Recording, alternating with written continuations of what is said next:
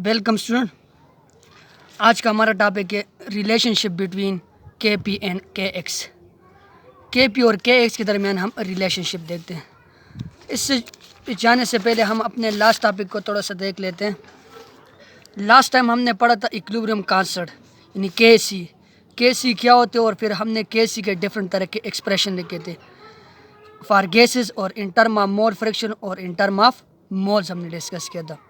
फिर हमने इसके डिफरेंट फैक्ट्स देखे थे कि के सी कब ज़्यादा होगा और कब कम होगा, टेम्परेचर के साथ क्या रिलेशनशिप है और कैटलिस्ट वगैरह के साथ। और इसी के साथ साथ हमने फिर के सी की यूनिट्स निकाली थी, और के सी की यूनिट्स मैंने कहा था कि मोल पर डेसीमीटर क्यूब डेल एन यानी number of moles of product minus number of moles of reactor. उसको हम लिख के किसी भी एक्सप्रेशन के लिए हम के सी की यूनिट इस तरह निकाल सकते हैं। और वो दो तरह के मैंने हमारे पास इक्वेशन, एक होमोजीनियस इक्विलिब्रियम, दूसरा हेटेरोजीनियस इक्विलिब्रियम, यानी सारे के सारे जब सिंगल फेज में थे और डिफरेंट तरह के फेज में थे। इसको मैंने डिटेल से पढ़ा और इसकी वीडियो भी अवेलेबल है प्लेलिस्ट में। आप लोग जाके के सी के यूनिट ऑफ के सी के नाम से जो टॉपिक है उधर मैंने डिटेल से इसको पढ़ाई हुआ है।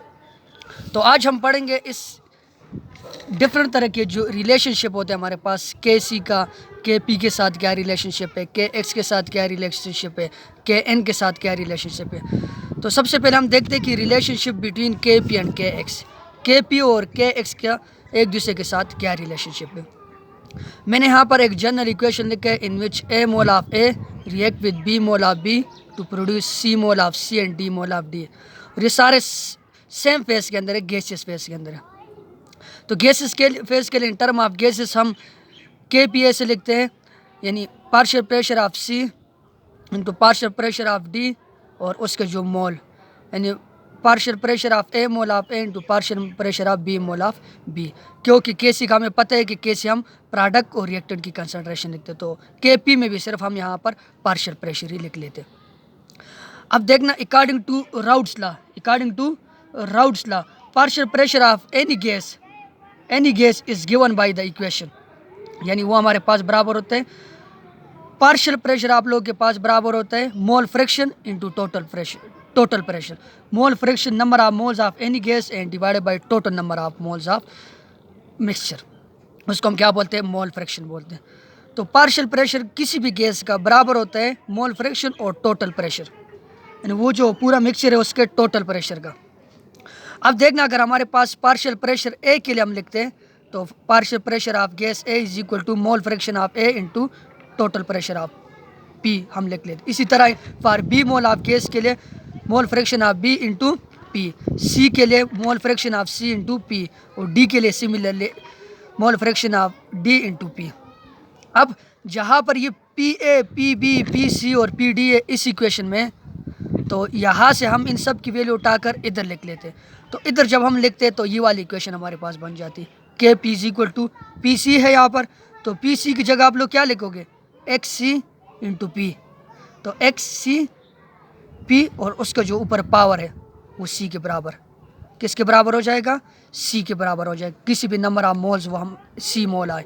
इसी तरह डी के लिए ये वाली इक्वेशन है तो इधर ये वैल्यू पुट कर लोगे। इसी तरह ए के लिए ये वाली और बी के लिए ये वाली। तो हमारे पास के पी वाली जो इक्वेशन है वो कुछ इस तरह से बन गई है। अब देखना, यहाँ पर हमारे पास प्रेशर जो है, प्रेशर वो कांस्टेंट है, प्रेशर कांस्टेंट कॉमन है, यानी सब में सेम है, तो उसको हम कॉमन ले लेते, पी एक साइड पे लिख लेते और बाकी इक्वेशन को हम अलग कर लेते, X C into mole fraction of C. इसी तरह मोल फ्रैक्शन ऑफ डी की power D, mole fraction of A की power A, mole fraction of B की पावर बी, और पी को हमने कॉमन ले लिया, इसके ऊपर जो पावर है सी प्लस डी हो जाएगा।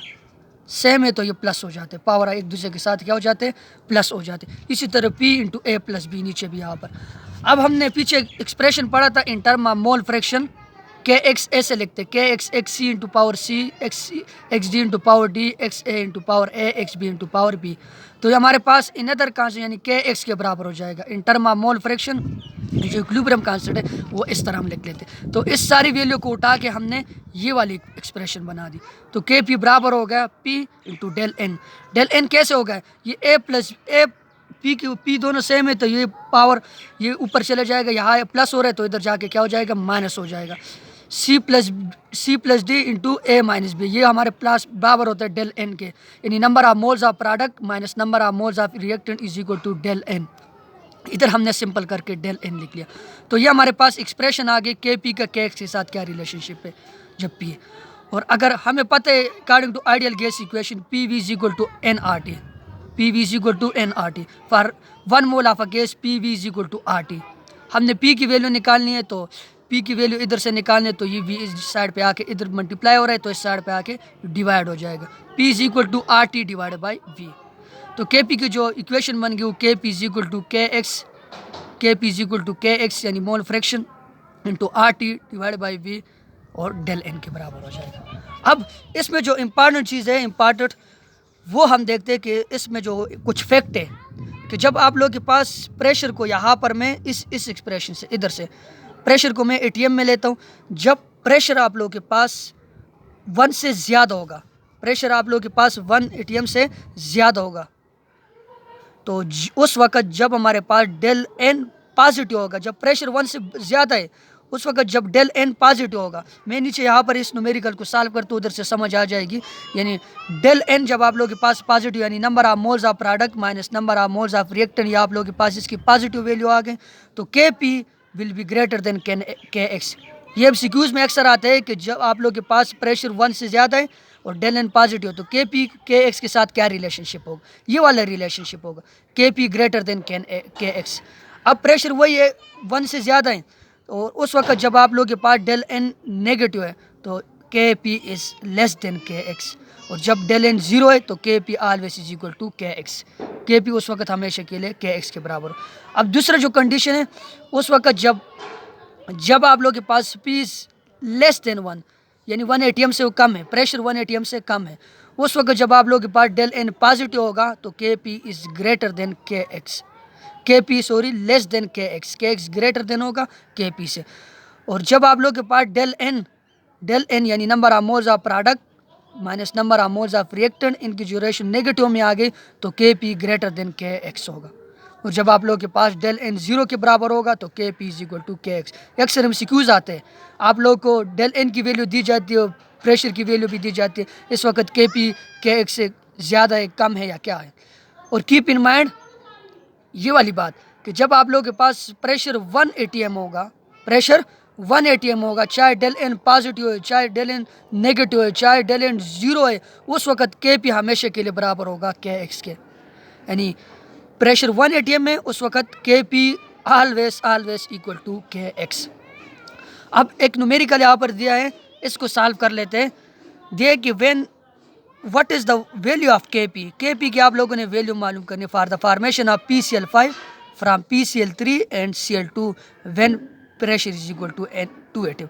जब प्रेशर 2 एटीएम है, ये इक्वेशन कुछ यूँ है कि PCl3 है, PCl3 react with Cl2 and form PCl5 बन जाते हैं। जब प्रेशर आप लोगों को 2 एटीएम दिए, प्रेशर कितना है 2 एटीएम दिए, उस वक्त कहते हैं कि के पी की वैल्यू फाइंड कर लो। अब सबसे पहले हम इसके लिए डेल एन की वैल्यू निकालते हैं। Del N is equal to, पिछले भी हमने पढ़ा है कि product minus reactant, product minus mole of product into mole of reactant. Product के कितने मोल है यहाँ पर 1 है, PCl3 यानी 1 मोल है और रिएक्टेंट 1 मोल इसके 1 मोल इसके तो 2 हो गए, -2 इज इक्वल टू -1। तो डेल एन की जो वैल्यू वो नेगेटिव में आ गई, डेल एन की वैल्यू कहाँ क्या आ गई नेगेटिव आ गई और प्रेशर भी 2 एटीएम है, प्रेशर यानी 1 से ज़्यादा है। अब इसके लिए हमने के पी आप लोगों ने निकालना है। के पी हमें पता है के पी इस रिलेशनशिप में के P is equal to K x into P आप लोगों के पास कितना है पी इज इक्वल टू 2 और उसके ऊपर जो पावर है वो डेल एन -1 आ गया, डेल एन क्या आ गया -1 आ गया। अब ये डेल 2 -1 है तो ये जब नीचे आ जाते हैं तो ये प्लस हो जाते हैं, के P is equal to K x पर मल्टीप्लाई हो रहा है तो नीचे आके ऑटोमेटिकली डिवाइड हो जाएगा। अब ये इक्वेशन हमें अब क्या शो करता है कि K P half of K X के बराबर है, K P is equal to half of K X, यानी के पी हमारे पास कम होगा और के एक्स यहाँ पर क्या है ज़्यादा। एक के पी जो है ना, ये इक्वेशन हमें ये बताते कि एक के पी फॉर एग्जांपल के पी 1 है तो ये हाफ ऑफ के एक्स के बराबर है, हाफ ऑफ के एक्स के बराबर। अगर इसको मैं इधर सीधे इस साइड पे लेके आऊँ तो 2 के पी बन जाएगा ना, 2 के P is equal to K X. यानी 2kp kx के बराबर होते हैं, 2kp kx के बराबर हो जाते हैं। तो kp क्या है? kp इस वक्त हम आप लोगों के पास लेस देन है। kp क्या है? लेस देन है kx से, kp is less than kx। अब मैं यही कंडीशन को रख लेता हूँ और सिर्फ प्रेशर को चेंज कर लेता हूँ। प्रेशर मैं यहाँ पर रख लेता हूँ 0.5 atm में कर लेता हूँ। डेल एन की वैल्यू यही सेम आ जाएगी। तो इधर से मैं इस इक्वेशन को सॉल्व कर लेता हूँ, kp is equal to kx, और यहाँ पर हमारे पास p है ना, ये p, तो p कितना है? 0.5 मैंने कर लिया, 0.5, और डेल एन आप लोगों के पास -1 है। डेल एन क्या है? -1। तो kp बराबर हो जाएगा kx, ये 0.5 नीचे जब आ जाएगा तो 0.5 प्लस हो जाएगा। इसका मतलब ये है कि kp बराबर हो जाएगा इज इक्वल टू kx, और 0.5 को मैं सिंपल करके लिख लेता हूँ 1/2। अब मैथमेटिक्स का रूल है कि denominator of denominator become nominator. ये डिनोमिनेटर है, क्या है? डिनोमिनेटर, और वो डिनोमिनेटर, तो ये ऊपर चला जाएगा, जो सबसे नीचे होते हैं वो ऊपर चला जाते हैं। तो kp बराबर हो जाएगा, kp इज इक्वल टू, ये ऊपर चला जाएगा तो 2kx के बराबर हो जाएगा। मतलब ये कि 1kp 2kx के बराबर, यानी kp की वैल्यू ज़्यादा है kx की। इस कंडीशन में ये कहते हैं कि kp is greater than kx। वही कंडीशन है, सिर्फ मैंने प्रेशर को चेंज कर लिया। तो मतलब ये कह रहा हूँ, ये जो ऊपर मैंने फैक्ट लिखे हुए है कि p जब ग्रेटर देन होगा 1 से तो क्या कंडीशन होगी, और p जब लेस देन होगा 1 से तो उस वक्त क्या कंडीशन हो। ये डिफरेंट रिलेशनशिप हमने देख लिया कि kp का kx के साथ क्या रिलेशनशिप। अब अगला रिलेशनशिप हम पढ़ते हैं कि kp और kp का kc के साथ क्या रिलेशनशिप है। Relationship between kp and kc। मैंने यहाँ पर एक दूसरी इक्वेशन, जनरल इक्वेशन लिखी, a mole of a react with b mole of b to form c mole of c and d mole of d। All the reactant substance are in same phase that is gaseous phase. सबसे पहले kc की equation हम इसके लिए कैसे लिखते हैं? kc is equal to c मैंने कंसंट्रेशन लिखे, मोलर कंसंट्रेशन ऑफ c की power c, molar concentration of d की पावर d। इस c की जगह आप लोग मोलर कंसंट्रेशन यानी स्क्वायर ब्रैकेट भी लिख सकते हो। तो c की concentration of a into power a, concentration of b into power b। अब गैसेस के लिए हम कैसे लिखते हैं? गैसेस के लिए kc की जगह in term of gases kp बन जाते हैं। kp is equal to pc into power c, pd into power d, pa into power a और pb इंटू पावर b, इस तरह बन जाते हैं। ये मैंने kp के लिए लिख लिया और ये साथ में kc के लिए। हम रिलेशनशिप पढ़ रहे हैं kp का kc के साथ क्या रिलेशन। अब according to general gas equation pv is equal to nRT।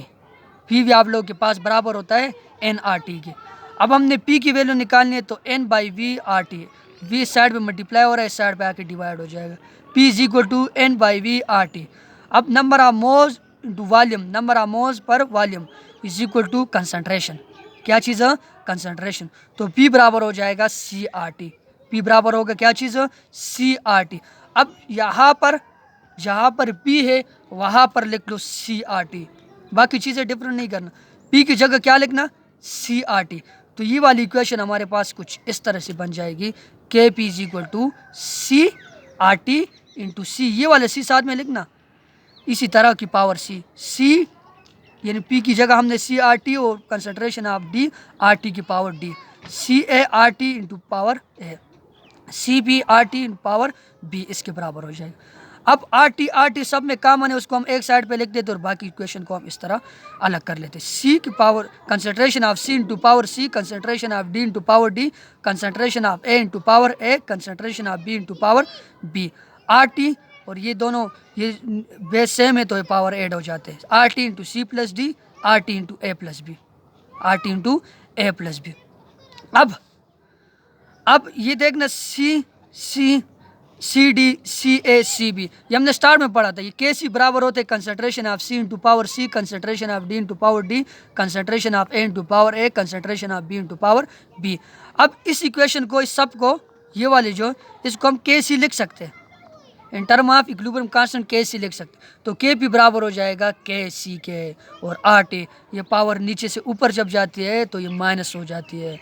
तो K C is equal to R T C plus D minus A plus B, A plus B, और K P is equal to K C R T और del N. Del N का मतलब है यानी number of moles of product minus number of moles of reactant substance del N के बराबर हो जाएगा। अब जो कंडीशन है आप लोगों के पास, अगर if del N is equal to zero, अगर डेल एन ज़ीरो के बराबर होगा तो के पी उस वक्त के सी के बराबर होगा।